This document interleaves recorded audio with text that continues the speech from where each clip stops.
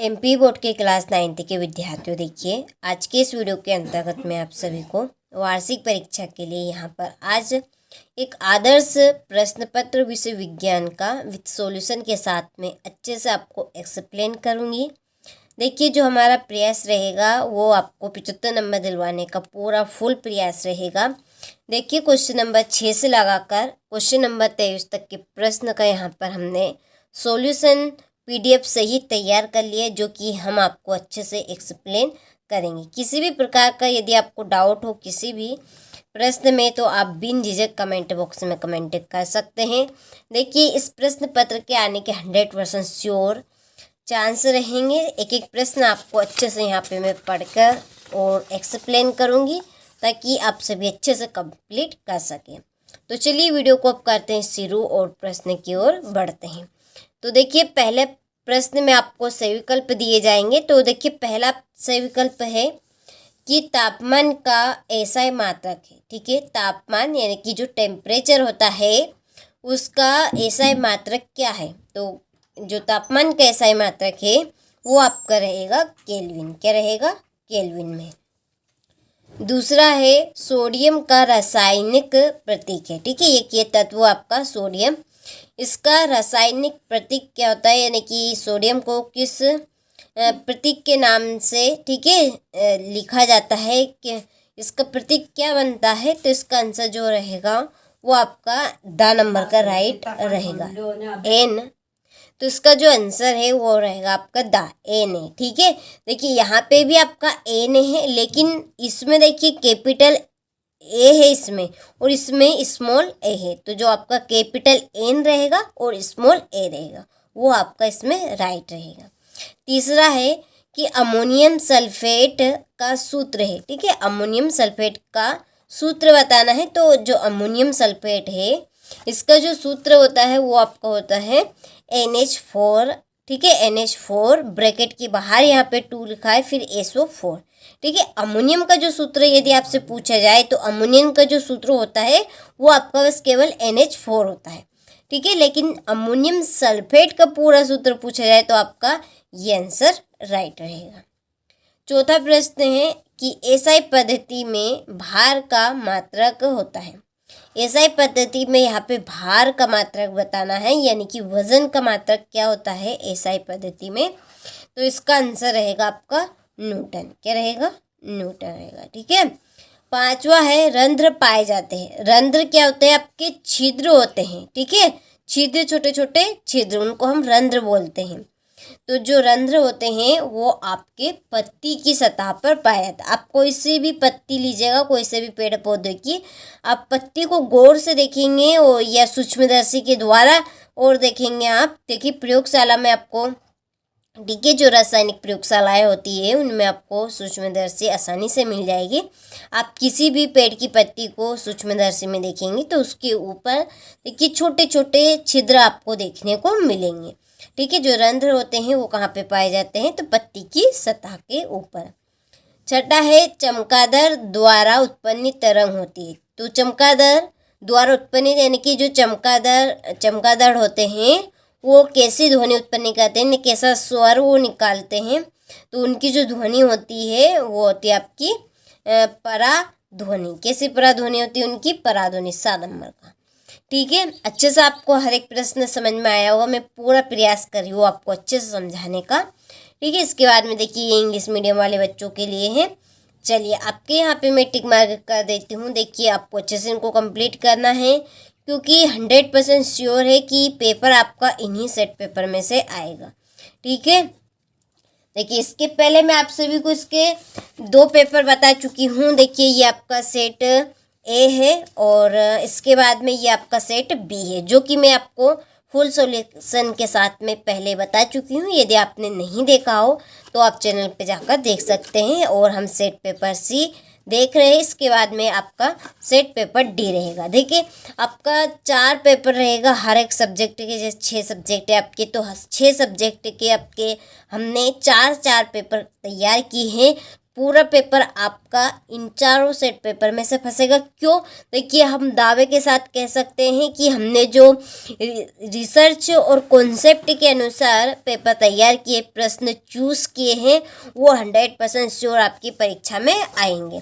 ठीक है, तो आपको भरोसा बनाकर इन प्रश्नों को अच्छे से कंप्लीट कर लेना है, क्योंकि आपको बाद में ना पछताना पड़े। इसीलिए देखिए, यहाँ पर पूरी बात यहाँ पे मैं क्लियर कर रही हूँ, ताकि आपको एक एक बात अच्छे समझ में आ जाए, आपके दिमाग में बैठ जाए और आप अच्छे से इनको कंप्लीट कर सके। ठीक है, हमारा जो मेन उद्देश्य है वो है कि आप सभी को 75 में से 75 नंबर दिला सके। ठीक है, प्रयास हमारा बिल्कुल यही रहेगा, 75 में से 75 नंबर दिलवाने का। ठीक है, तो देखिए, जो पांचवा है इसका आंसर आपका रहेगा on the surface on the leaf. ठीक है, चलिए इसके बाद में छठा प्रश्न का आपका आंसर रहेगा सी। चलिए, आपने अच्छे से यहाँ तक कंप्लीट कर लिए होंगे। अब बढ़ते हैं अगले प्रश्न की ओर। तो देखिए, क्वेश्चन नंबर 2 में रिक्त स्थान रहेंगे। पहला है कि सभी कोशिकाओं के चारों ओर डेडेडेस पाई जाती है। देखिए, जो शरीर की जो कोशिकाएं होती है, उन कोशिकाओं के चारों ओर क्या पाए जाते हैं? तो उनके कोशिकाओं के चारों ओर आपकी कोशिका झिल्ली पाई जाती है। ठीक है, क्या पाई जाती है? कोशिका झिल्ली, जो कि कोशिका से भी छोटी होती है। ठीक है, तो इसका आंसर रहेगा आपका कोशिका झिल्ली। चलिए, इसके बाद में है कि सोडियम का परमाणु क्रमांक डेडेडेस होता है। ठीक है, सोडियम का परमाणु क्रमांक क्या होता है? तो सोडियम का जो परमाणु क्रमांक है वो आपका 11। यदि हीलियम का परमाणु क्रमांक पूछे, किसका? हीलियम का परमाणु क्रमांक पूछे, तो हीलियम का परमाणु क्रमांक आपका 2 होता है। कितना होता है? 2 होता है। याद रखिएगा, कोई से भी तत्व का क्रमांक पूछ सकता है आपसे, परमाणु क्रमांक, तो कंप्लीट आप अच्छे से कीजिएगा।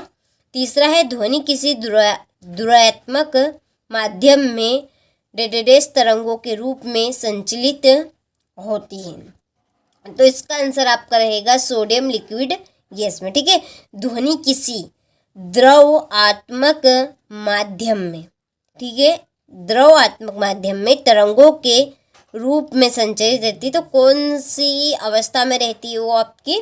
तो सोडियम, इसका आंसर रहेगा आपका सोडियम लिक्विड गैस में। ठीक है, सोडियम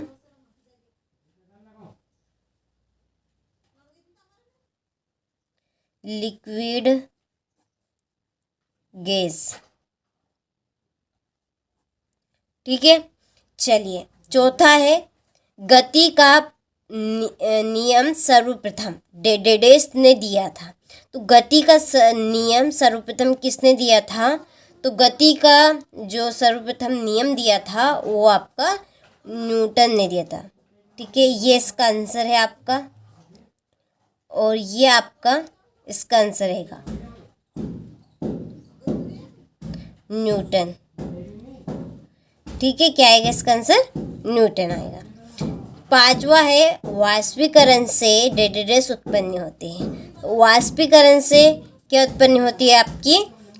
वाष्पीकरण से आपकी उत्पन्न होती है ठंडक। क्या उत्पन्न होती है? ठंडक। ठीक है, चलिए इसके बाद में है छठा कि पदार्थ डेडेडेस अवस्थाओं में पाया जाता है। जो पदार्थ है वो आपकी कितनी अवस्थाओं में पाया जाता है? तो देखिए, पदार्थ आपका 3 अवस्थाओं में पाया जाता है। कितनी अवस्थाओं में? 3 अवस्थाओं में। कौन कौन सी होती है वो आपकी? तो देखिए, एक तो है आपकी ठोस, एक द्रव, और एक आपकी है गैस।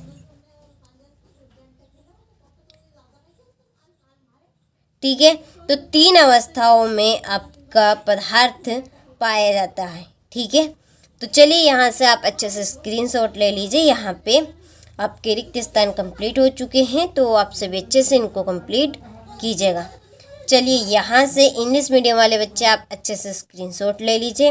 देखिए, इनको मैं आपको फिल करके अगली वीडियो में बताऊँगी, पूरा अच्छे से आपको एक्सप्लेन करूँगी। ठीक है, चलिए इसके बाद में है क्वेश्चन नंबर 3, जिसमें हमारी सही जोड़ी। तो देखिए, पहली जोड़ी है तरंग संयोजी ऊतक। तो देखिए, तो जो तरक संयोजक है इसकी जो जोड़ी रहेगी, इसका मिलान होगा आपका रक्त। ठीक है। दूसरा है त्वरण का मात्रक। त्वरण का मात्रक क्या होता है एसआई पद्धति में? तो त्वरण का जो मात्रक है वो आपका है मीटर सेकेंड की घात -2। ठीक है। चलिए, तीसरा है ऊर्जा। ऊर्जा की जो जोड़ी रहेगी वो रहेगी आपकी अदिश राशि। ठीक है। चलिए, ऊर्जा एक आपकी अदिश राशि है। चलिए, चौथा है पत्तियों से भोजन का परिवहन। पत्तियों से भोजन का परिवहन क्या होगा आपका? फ्लोएम। ठीक है। चलो, प्रोटॉन की खोज किसने की थी?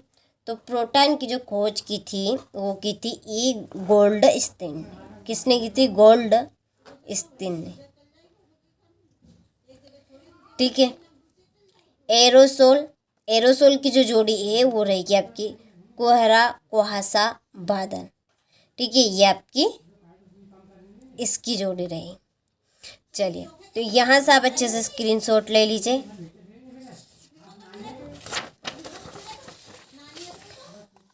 चलिए, इसके बाद में देखिए यहाँ पे है क्वेश्चन नंबर 3, इंग्लिश मीडियम वाले बच्चों के लिए है।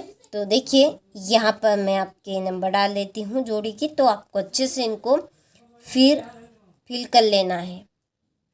ठीक है। ये आपकी जो गोल्डस्टीन है ये आपकी दूसरी जोड़ी रहेगी। ठीक है। एरोसोल ब्लड ये आपकी पहली जोड़ी रहेगी। फिर ये आपकी चौथी हो गई। ठीक है। पांचवी जो जोड़ी एरोसोल इसकी है आपकी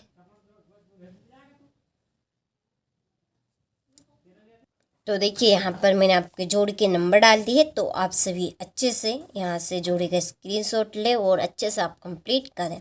ठीक है। ये आपकी पहली हो गई, ये दूसरी, ये तीसरी, चौथी, ये पांचवी और ये छठी। आपको अच्छे से इनको कंप्लीट कर लेना है। इसके बाद में देखिए, एक वाक्य में उत्तर दीजिए। पहला है आपका कि उस कंपोस्ट का नाम लिखिए कि जिसका निर्माण केचुए की सहायता से किया जाता है। ठीक है। उस कंपोस्ट का यहाँ पे नाम बताना है कि जिसका निर्माण केचुए की सहायता लेकर किया जाता है। तो उसका आंसर रहेगा आपका ठीक है, इसका जो आंसर है वो आंसर रहेगा आपका यहाँ पे। तो देखिए, इस प्रश्न का आंसर है आपका वर्मी कंपोस्ट। ठीक है। दूसरा है दाब का एसआई मात्रक लिखिए। ठीक है। दाब का एसआई मात्रक आपका रहेगा न्यूटन बटा मीटर स्क्वायर। ठीक है। तीसरा है किसी वस्तु का जड़त्व किस पर निर्भर करता है? तो देखिए, किसी भी वस्तु का जो जड़त्व है वो आपका द्रव्यमान पर निर्भर करता है।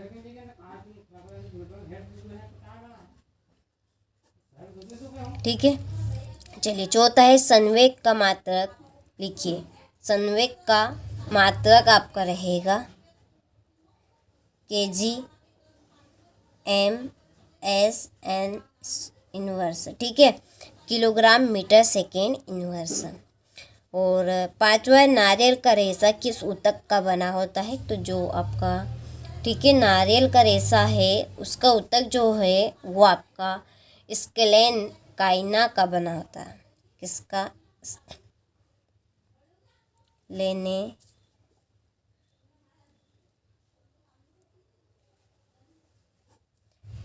काइना। ठीक है। इसके बाद में कोशिका के ऊर्जा गृह का नाम लिखिए। कोशिका के ऊर्जा गृह का आपका नाम है माइटोकॉन्ड्रिया।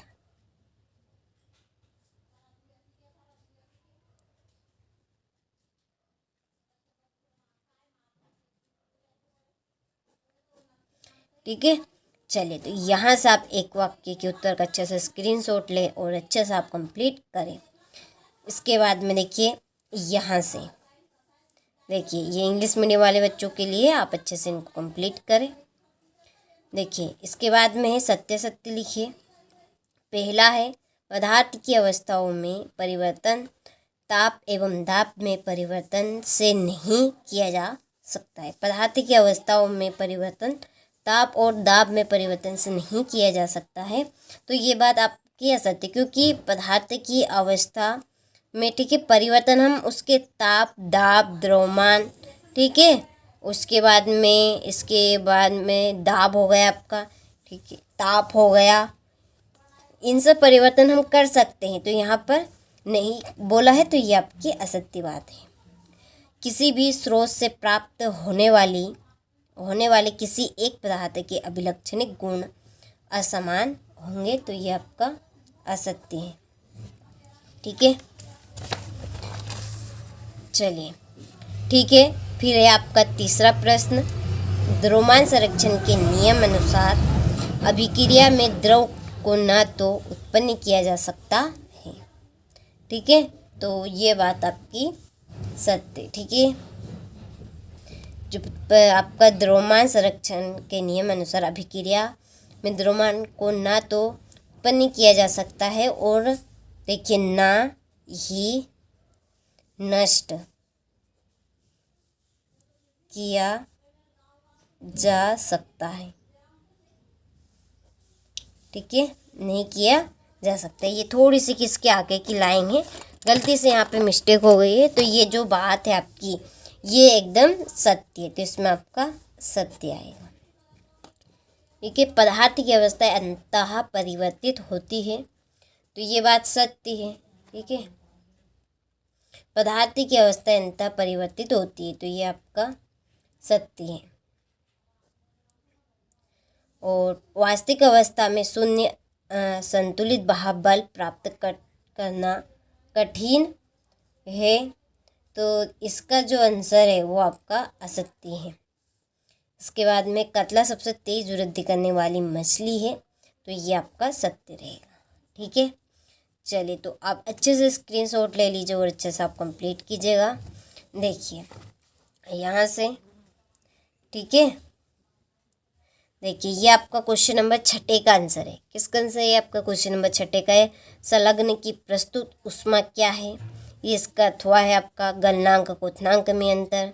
संतप्त विलयन की परिभाषा उदाहरण सहित समझाइए। ठीक है, ये शुद्ध पदार्थ की उदाहरण सहित व्याख्या कीजिए। यह 8वां है आपका निलंबन के कोई 2 गुणधर्म, ये उसका अथवा कोलाइड के 2 गुणधर्म लिखिए। ठीक है, इसके बाद में देखिए ये आपका इधर है